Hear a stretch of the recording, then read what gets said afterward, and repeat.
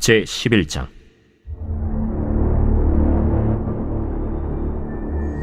암몬 사람 나하스가 올라와서 길르앗 야베스에 맞서 진침해 야베스 모든 사람들이 나하스에게 이르되, 우리와 언약하자.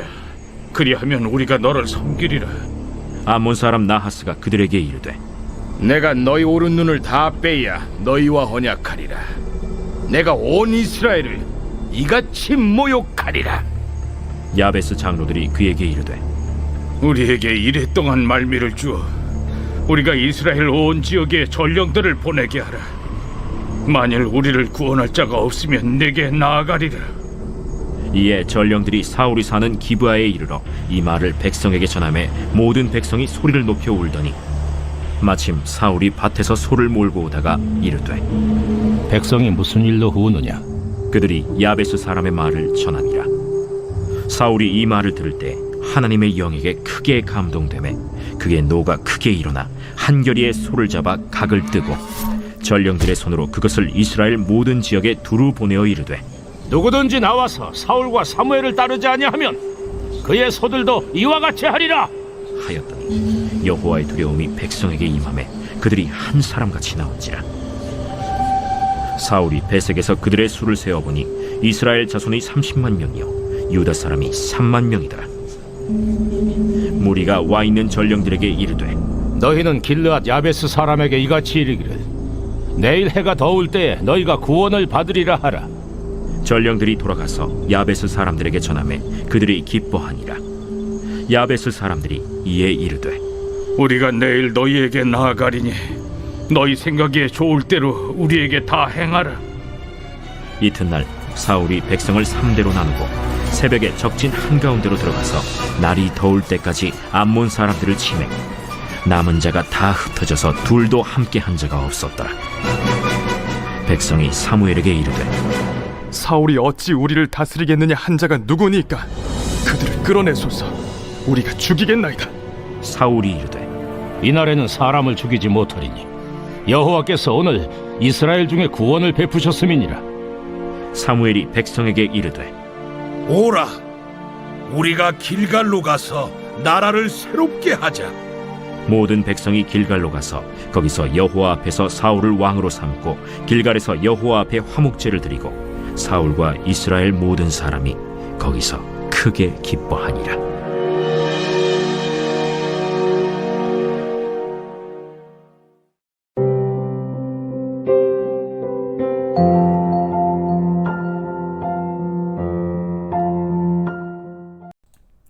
여러분 반갑습니다. 오늘도 큐트로여는 기막힌 하루입니다. 본 말씀 사무엘상 11장 1절부터 15절의 말씀입니다. 자, 지금 이스라엘에 또다시 전쟁의 위험이 찾아왔습니다. 우리 인생엔 정말 끊이지 않는 여러 종류의 전쟁이 있습니다. 사랑의 전쟁이 있고요, 입시 전쟁, 취업 전쟁, 질병 전쟁, 또 물질의 전쟁. 정말 전쟁의 연속이죠. 왜 우리 인생에는 이렇게 끝없이 전쟁이 있습니까? 또 이 전쟁에서 승리하려면 어떻게 해야 됩니까? 자, 먼저 첫 번째로 모든 전쟁에는 이유가 있습니다. 자, 오늘 1절 말씀에 암몬 사람 나하스가 올라와서 길르앗 야베스에 맞서 진침해 야베스 모든 사람이 나하스에게 이르되 우리와 언약하자. 그리하면 우리가 너를 섬기리라 하니 그랬습니다. 자, 암몬 사람 나하스가 길르앗 야베스 사람들에게 전쟁을 선포합니다. 그런데 이 야베스 사람들이 보이는 반응이 너무 황당합니다. 나하스를 향해서 화친을 맺자는 것입니다. 그러면 너희를 섬기겠다고 합니다.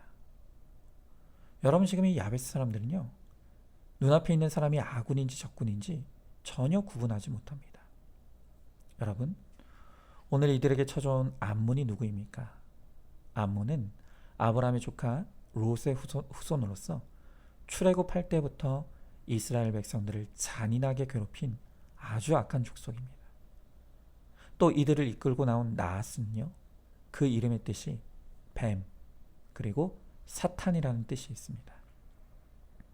여러분, 그러니까 지금 이들은 육적으로나 영적으로나 이스라엘이 멀리하고 대적해야 될 원수 중의 원수입니다. 아니 그런데 그 원수들과 화친을 맺겠다고 합니다. 그 원수를 섬기겠다고 하는 것입니다. 여러분, 이 세상은 오직 구원을 위해 품고 사랑만 해야 될 대상입니다. 우리가 믿고 섬겨야 될 대상이 결코 아닙니다. 그런데도 우리는 눈에 보기에 힘이 있고 돈이 있고 이쁘고 잘생기면 보이는 것에 현혹되어서 그 내 눈앞에 있는 게 아군인지 적군인 줄도 모르고 불신결혼으로 동업으로 화친 맺고 섬김의 대상으로 삼는 것입니다. 여러분, 그러니 우리 가정에서, 직장에서, 사업장에서 전쟁이 벌어지는 것이 당연한 것이죠. 여러분, 그러므로 내 인생에 이렇듯 전쟁이 벌어졌을 땐 반드시 이유가 있다는 것을 알아야 합니다. 거기에 내 죄가 있습니다. 여러분, 우리가 속이는 자보다 속은 자가 더 나쁘다고 했죠.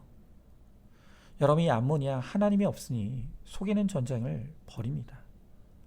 그런데 이스라엘은 무엇입니까? 그들은 하나님을 믿습니다.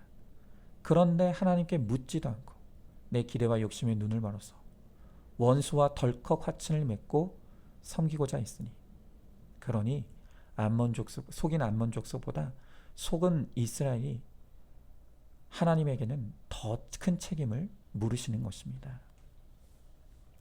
혹시 오늘 여러분들 가운데 왜 이렇게 내 인생에는 이 암몬 사람 나하스 같이 나쁜 사람만 꼬이는지 모르겠다고 그렇게 원망하는 분들이 있습니까? 여러분, 다시 말씀드립니다. 거기에 내 죄가 있습니다. 이것이 하나님만이 나의 하나님이 되지 못하고 있기에 당연한 내 삶의 결론임을 회개할 때 내 인생의 전쟁이 하나님의 전쟁으로 바뀌게 됩니다. 자, 한번 질문해 봅니다. 나를 속이고 배반한 암몬 사람 나하스 같은 사람과 전쟁을 벌이고 있지 않습니까? 이 전쟁의 이유가 속인 상대방 때문이 아니라 내 기대와 욕심 때문에 사람을 분별하지 못한 나의 어리석음으로 말미암은 것임을 깨닫습니까? 자, 두 번째로, 전쟁의 때 하나님께 피하면 하나님이 나를 위해 싸워주십니다. 자, 오늘 5절부터 7절의 말씀에 마침 사울이 밭에서 소를 몰고 오다가 이르되 백성이 무슨 일로 우느냐 하니 그들이 야베스 사람의 말을 전하니라. 사울이 이 말을 들을 때 하나님의 영에게 크게 감동되매 그의 노가 크게 일어나 한 겨루의 소를 잡아 각을 뜨고 전령들의 손으로 그것을 이스라엘 모든 지역에 두루 보내어 이르되 누구든지 나와서 사울과 사무엘을 따르지 아니하면 그의 소들도 이와 같이 하리라 하였더니 여호와의 두려움이 백성에게 임함에 그들이 한 사람같이 나온지라 그랬습니다. 자, 이제야 비로소 이 암몬 사람 나하스가 화친의 대상이 아닌 원수라는 것을 야베스 사람들이 깨닫게 되었습니다. 그래서 그들은 통에 자복하며 신앙 공동체인 이스라엘의 다른 지파들에게 도움을 청합니다. 자, 이렇게 지금 내 전쟁이 내 힘으로 싸울 수 없는 전쟁임을 깨닫고 공동체와 함께 하나님을 찾으니 드디어 이 전쟁에 하나님이 참전하십니다. 그래서 5절의 말씀에 보니까 이 지도자인 사울이 하나님의 영에게 크게 감동되었다고 합니다.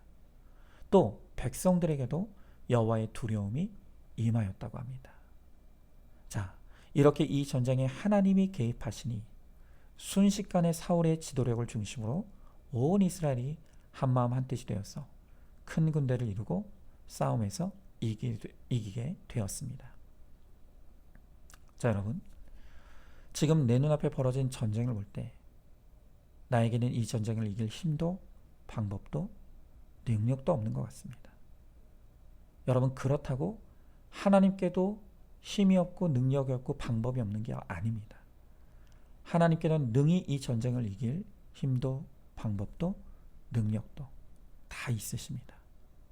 그런데 우리는 구원의 주님을 만나라고 주신 문제 앞에서 여전히 하나님을 찾지 않고 엉뚱한 곳에서 길을 찾고 엉뚱한 곳에서 방법을 구하니 하나님이 지켜보실 수밖에 없으신 것입니다.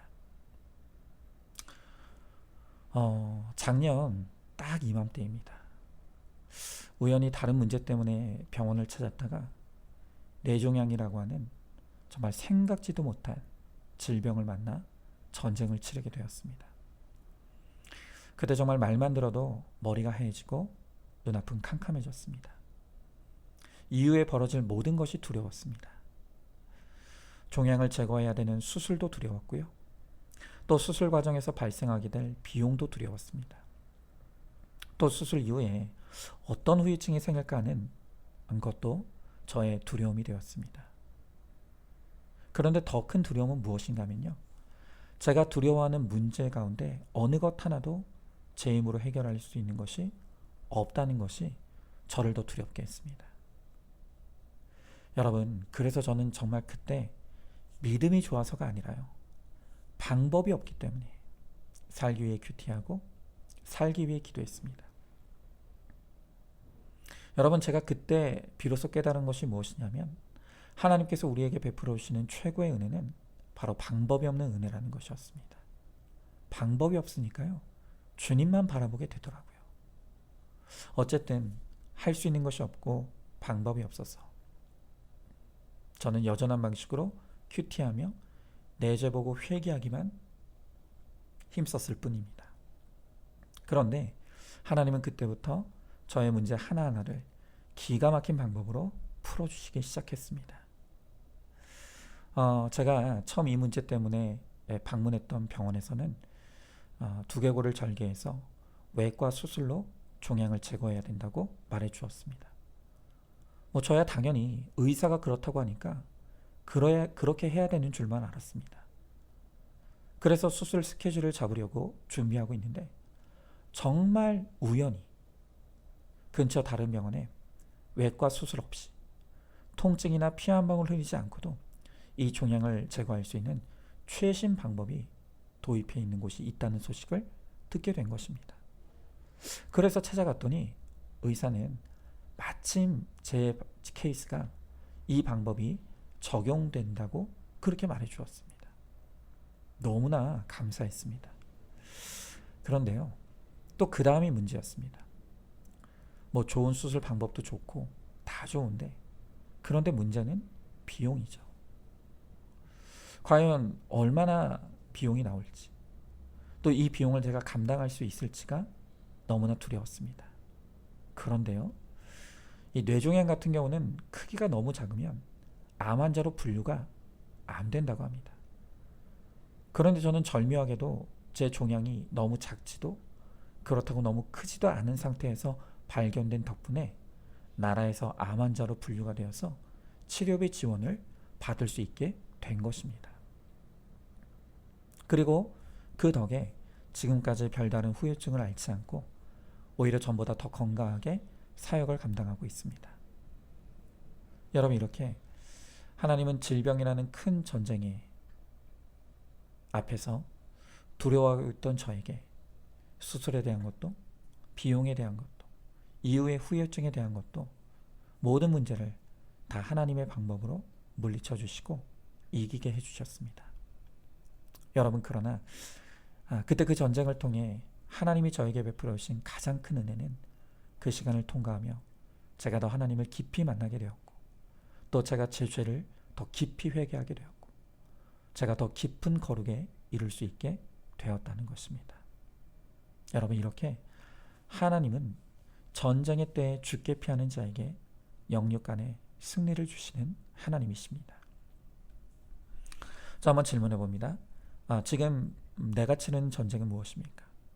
전쟁이 무서운 것이 아니라 전쟁이 벌어졌는데도 주님을 찾지 않는 나의 강팍함이 가장 무섭고 두려운 것이라는 것을 깨닫습니까? 전쟁을 통해 나를 부르시는 하나님의 음성에 순종하고 있습니까? 자, 세 번째로 가장 무서운 전쟁은 영적 전쟁입니다. 자, 오늘 12절 13절 말씀에 백성이 사무엘에게 이르되 사울이 어찌 우리를 다스리겠냐 한 자가 누구니이까? 그들을 끌어내소서, 우리가 죽이겠나이다. 사울이 이르되 이 날에는 사람을 죽이지 못하리니 여호와께서 오늘 이스라엘 중에 구원을 베푸셨음이니라 그랬습니다. 자, 하나님께서 사울과 함께 하심으로 이 전쟁에 승리하게 되니까 그동안 누가 사울을 무시했는가 하면서 모든 백성들이 사울을 주목하고 인정하게 되었습니다. 여러분, 이미 우리가 보았던 이 전쟁은 하나님이 개입하심으로 하나님이 주신 승리였습니다. 그런데 이스라엘 백성들은 이 전쟁이 사울 덕에 이긴 전쟁이라고 착각하는 것입니다. 여러분, 처음엔 사울도 여호와께서 구원을 베푸셨다고 하나님께 영광을 돌렸습니다. 그러나 사울이 최고의 승리를 이룬 바로 이 11장 이후부터 그는 추락하기 시작합니다. 그 안에 하나님이 계시지 않으니 승리의 사건이 도리어 타락의 시작이 되는 것입니다. 여러분, 우리는 이러한 사울의 모습을 통해 가장 두렵고 무서운 원수는 바로 내 안에 있는 죄이며 가장 힘든 전쟁은 바로 영적 전쟁이라는 것을 알아야 합니다. 여러분, 우리도 고난이 있을 때는 눈물 콧물 흘려가며 주님을 찾습니다. 하지만 인생이 평안해지면 금세 해이해져서 하나님을 등지고 떠나는 것이 우리입니다. 자, 여러분, 왜 하나님께서 저를 그 무서운 질병의 전쟁에서 건져주셨을까요? 그것은 명확합니다. 다시 건강한 몸으로 더 힘써 큐티하고 힘써 회개하고 힘써 거룩을 이루라고, 또한 죽도록 충성하라고 저에게 건강을 주셨을 것입니다. 그런데 그 하나님의 뜻을 모르고 건강한 몸으로 도리어 영적으로 나태해지면 그 건강이 죄 짓는 도구로 전락하게 되는 것입니다. 여러분, 그러면 그 건강은 축복이 아니라 도리어 저주인 것이죠. 여러분, 건강한 몸으로 지옥에 가는 것보다 차라리 질병으로 육신이 연약하게 죄짓지 않고 겸손히 주님을 바라보는 것이 더 큰 축복일 수 있다는 것을 알아야 합니다. 여러분, 우리에겐 늘 여호와의 두려움이 임해야 합니다. 그러면 어떤 위기도 변하여 기회가 됩니다. 오늘도 여전한 방식으로 예배하고 모이고 큐티하며 두렵고 떨리는 마음으로 회개를 이루므로 주님이 내 전쟁에 개입하셔서 승리케 하시는 그 은혜를 누리는 우리 모두가 될 수 있기를 주님의 이름으로 축복합니다. 자, 한번 질문해 봅니다. 지금 물질의 안정과 가정의 평화 또 건강을 누리고 있습니까? 그것을 허락하신 하나님의 뜻은 무엇이라고 생각합니까? 너무 편안해서 말씀이 안 들리고 내 죄가 안 보이는 것이 가장 위기라는 것을 알고 있습니까? 여전한 방식의 예배와 묵상 또 큐티를 통해 내 죄를 보는 거룩한 두려움이 임하게 해달라고 기도하시기 바랍니다.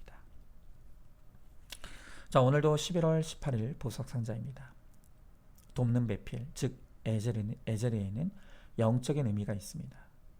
에제르는 성경에서 하나님을 가리켜 쓰인 단어입니다. 그런 엄청난 단어를 돕는 배필, 여자에게 썼습니다. 그러니까 나는 남편의 종이 아니라 엄청난 하나님의 사명을 받은 자입니다. 아멘. 우리 함께 기도하겠습니다. 주님, 우리 인생에 끝이 없는 전쟁이 벌어지고 있습니다.